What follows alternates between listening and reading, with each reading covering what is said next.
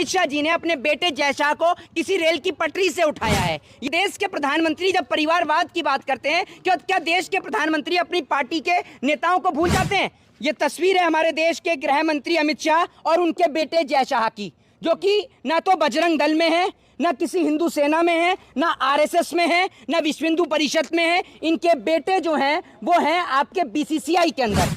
अब ऐसे कहूंगा कि अगर मुख्यमंत्री जी दम है तो मोहित शर्मा के ऊपर आप मुकदमा करिए। देश की जनता को ये हिंदू मुसलमान में उलझा कर रखते हैं और खुद अपने बच्चों को विदेश में पढ़ाने के लिए भेजते हैं।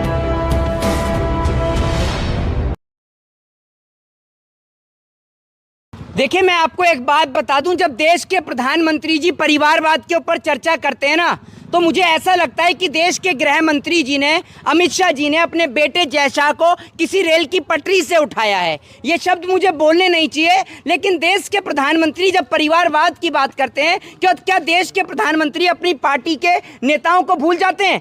मैं एक ही बात कहना चाहता हूँ कि भारतीय जनता पार्टी में अगर आप रहकर अगर आप सरकार के खिलाफ बोलोगे, अगर आप भारतीय जनता पार्टी की सरकार में सरकार के खिलाफत करोगे, तो आप अपनी नौकरी के सिस्टम से हाथ धो बैठोगे। आज मेरे पास बहुत सारी चीज़ें हैं जिसमें देश के प्रधानमंत्री नरेंद्र मोदी जी की एक एक चीज़ पर हम लोग चर्चा करेंगे। हम चर्चा करेंगे देश के प्रधानमंत्री जी के सबसे बड़े कॉन्सेप्ट परिवारवाद को लेकर। मैं आपको एक एक चीज़ दिखाना चाहता हूँ सिरे बाय सिरे।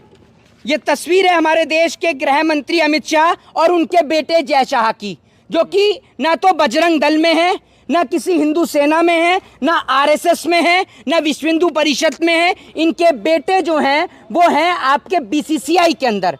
यानी गरीब का बच्चा लड़ रहा है, झगड़ रहा है, और नेताजी का बच्चा विदेश में जाके पढ़ रहा है, बीसीसीआई में बैठा हुआ है। अब सेकंड फोटो में आपको दिखाना चाहता हूँ, ये है हमारे रक्षा मंत्री राजनाथ सिंह के बेटे पंकज सिंह। ये देख लीजिए, इनका बेटा ना तो बजरंग दल में है, ना आरएसएस में है, ना किसी भी और भी विश्व हिंदू परिषद में, ना और किसी हिंदू संगठन में है। इनका बेटा जो है वो एमएलए बनकर बैठा हुआ है। अभी आपको और भी तस्वीरें दिखाता हूँ एक एक कर। तीसरी तस्वीर मेरे हाथ में है प्रकाश जावड़ेकर की। ये प्रकाश जावड़ेकर का बेटा है जो आप देख रहे हैं। इनका बेटा ना बजरंग दल में जाता, ना विश्व हिंदू परिषद में जाता। आपने देखा होगा मैंने ऊपर क्या लिख रखा है, नेता का बेटा विदेश में और गरीब का बेटा कलेश में। ये बात बिल्कुल जायज़ है। इस देश के अंदर नेता का बेटा जो है वो विदेश में पढ़ता है और गरीब का बेटा कलेश में लड़ता है। आज ये वीडियो स्पेशल और स्पेशल सिर्फ और सिर्फ इस देश के अंधभक्तों की आंख खोलने के लिए, उनको बताने के लिए कि आखिर देश के अंदर चल क्या रहा है। इसीलिए ये तस्वीरें आप सबके सामने मैं दिखाने जा रहा हूँ, ठीक है। दूसरी तस्वीर ये जो आप मेरे हाथ में देख रहे हैं, ये मध्य प्रदेश के मुख्यमंत्री शिवराज सिंह चौहान हैं, और ये उनका बेटा है जो बगल में आप देख रहे हैं, जो कि अमेरिका से एलएलएम की डिग्री लेकर आया है। ये वही मुख्यमंत्री शिवराज सिंह चौहान है जो अगर इनके खिलाफ कोई बोलता है तो ये उनके ऊपर मुकदमा दर्ज कर देते हैं। लेकिन आज मैं इनके भी घोटाले की बात आपको दिखाऊंगा और दावे से कहूंगा कि अगर मुख्यमंत्री जी दम है तो मोहित शर्मा के ऊपर आप मुकदमा करिए। इस मुकदमे को हाई कोर्ट, सुप्रीम कोर्ट के अंदर भी मैं चैलेंज करने के लिए तैयार हूं। अब ये फोटो आपको दिखा देता हूं, ये भारतीय जनता पार्टी के नेता निशिकांत दुबे की है। आप देख लीजिए, ये उनका पूरा परिवार है साथ में। इनके बच्चे ना तो विश्व हिंदू परिषद में है, ना बजरंग दल में, ना आरएसएस में है। इनके बच्चे सबके विदेश में पढ़ते हैं। और तस्वीरें आपको दिखाता हूं एक एक करके। ये भारतीय जनता पार्टी के सूचना प्रसारण मंत्री अनुराग ठाकुर हैं, और उनके ये आप देख लीजिए, उनके फादर की फोटो है प्रेम कुमार धूमल जी की। आप देख लीजिए, क्या ये परिवारवाद नहीं है? क्या ये परिवारवाद नहीं है? मैं देश के प्रधानमंत्री जी से पूछना चाहता हूं। अभी और दिखाता हूं आपको। ये फोटो है हमारी महिला बाल विकास मंत्री स्मृति ईरानी जी की। देख लीजिए जो अपनी बेटी के लिए चिल्लाती हैं। आपने देखा ही होगा कैसे सदन में चिल्लाती हैं। तो देश की जनता को ये हिंदू मुसलमान में उलझा कर रखते हैं और खुद अपने बच्चों को विदेश में पढ़ाने के लिए भेजते हैं। और आपको दिखा देता हूँ ये इस देश के अंदर एक फोटो, और इससे पहले ये देख लीजिए तस्वीर। ये तस्वीर को देखना बहुत ज़रूरी है। ये इस देश के अंदर वो लोग हैं, ये वो गरीब बच्चे हैं जो लोग वोट देते हैं, ये उनके बच्चे हैं। तस्वीर को बड़े गौर से देखिए, ये वोट देने वालों के बच्चे हैं। अब आपको एक तस्वीर दिखाऊंगा जिसमें नेताओं के बच्चे कैसे होते हैं। ये हैं नेताओं के बच्चे, आप ये देख लीजिए, ये नेताओं के बच्चे हैं, आपको साफ दिख रहे होंगे, ठीक है। ये है पीयूष गोयल की बेटी जो कि हार्वर्ड यूनिवर्सिटी से पढ़ रही हैं। मैं आपको बता दूं, ये ना बजरंग दल में है, न किसी हिंदू युवा वाहिनी के महिला संगठन में। ये हार्वर्ड यूनिवर्सिटी से यानी अमेरिका से पढ़ाई कर रही हैं, स्टडी कर रही हैं। अब मैं आपको दिखा देता हूँ इस देश के अंदर आपके बच्चे कहाँ पर हैं। आप अपने बच्चों को देखना चाहते हैं ना, आपके बच्चे कहाँ पर हैं, उसकी भी तस्वीर मैं लेके आया हूँ।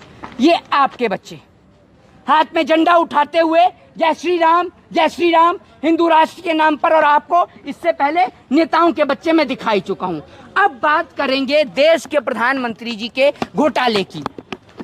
भारतीय जनता पार्टी की सरकार के राज में सरकार की खिलाफत करना यानी अपनी नौकरी से हाथ धो बैठना, ये सरकार के खुले तौर पर मैं आपको बता दूं। एक टीचर थे जो कि अनअकैडमी के अंदर पढ़ाया करते थे, मैं आपको बता दूं कि उनका नाम था करण सांगवान। करण सांगवान ने बच्चों को स्टडी कराते समय, पढ़ाते समय सिर्फ इतना बोला कि अब की बार अगर आप वोट दें तो किसी एक पढ़े लिखे व्यक्ति को वोट दें, अनपढ़ को वोट ना दें।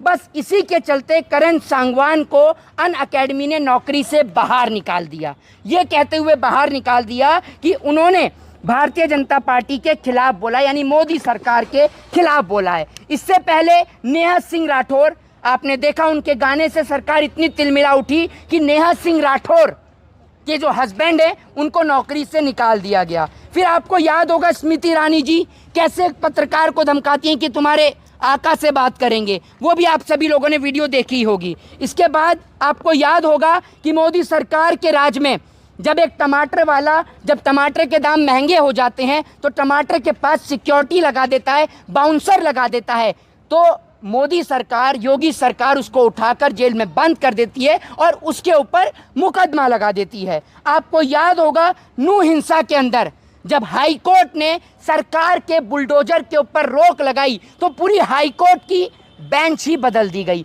यानी मोदी सरकार में सरकार की खिलाफत करना यानी अपनी नौकरी से हाथ धो बैठना, ये बात मैं आपको बता दूं।